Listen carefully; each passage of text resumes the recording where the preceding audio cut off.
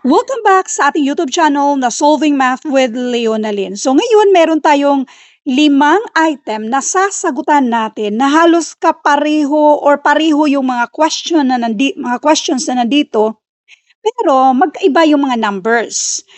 Kung kabisado nyo na or kailangan kabisaduhin nyo kung paano ito sagutan para kung ano man yung exam na yon ay kaya nyo nang sagutan katulad nito.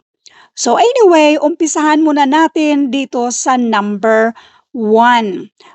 By the way, when it comes to mathematics, never memorize the answer, kundi yung paraan kung paano natin siya sinagutan. Number 1, the price of a ball pen is twice that of a pen.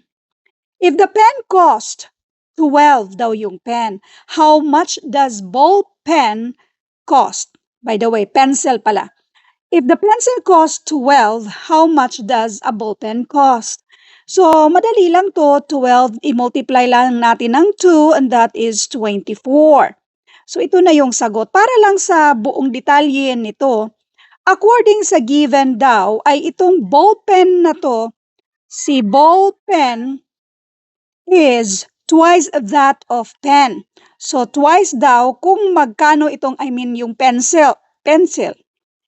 So, yung presyuhan ng ballpen na hinahanap dito, twice daw, given naman yung pencil na tag 12 pesos.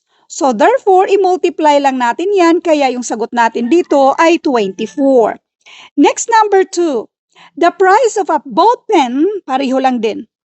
As in, yung 5 item dito ay pareho lang, is twice the price of a pencil.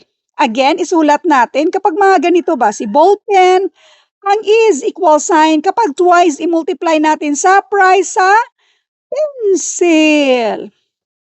If the total cost of one ballpen and one pencil ay tag 45 daw. So, balik, yung pencil natin, isang pencil, ada natin ng ballpen. Anong katumbas ng ballpen?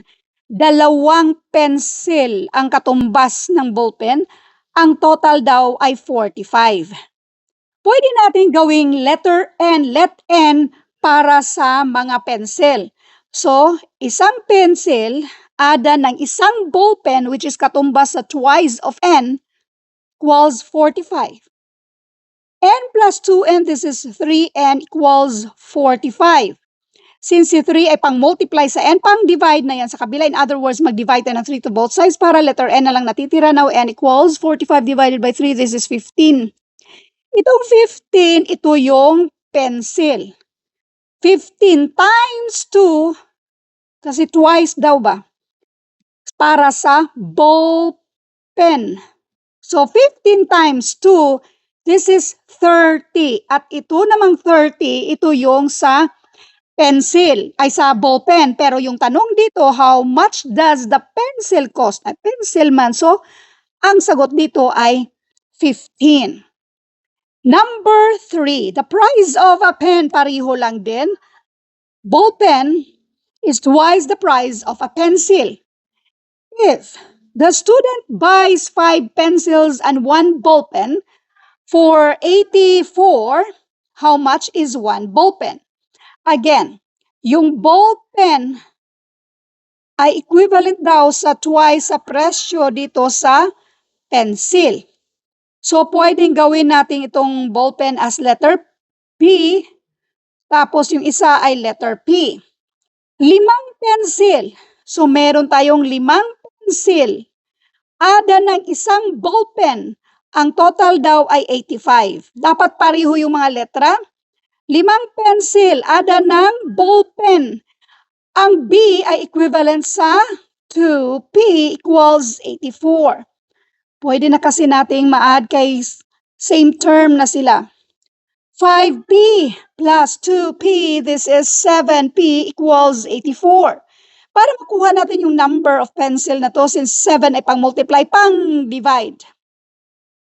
84 divided by 7, and this is 12. Bali, tag 12 pesos yung pencil.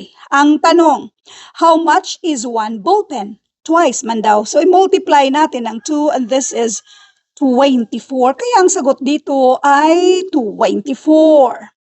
Next, number 4. A ballpen cost pareho lang din na twice as much as a pencil. How much will 4 ballpens and 6 pencils cost if 1 pencil cost 8?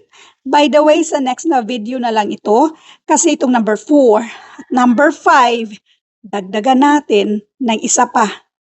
A price of a ballpen is twice that of a pencil if a student buys 9 pencils and 1 ballpen for 115 pesos and 50 centavos. How much is 1 ballpen? Ito yung abangan nyo sa next na video. Thank you and God bless.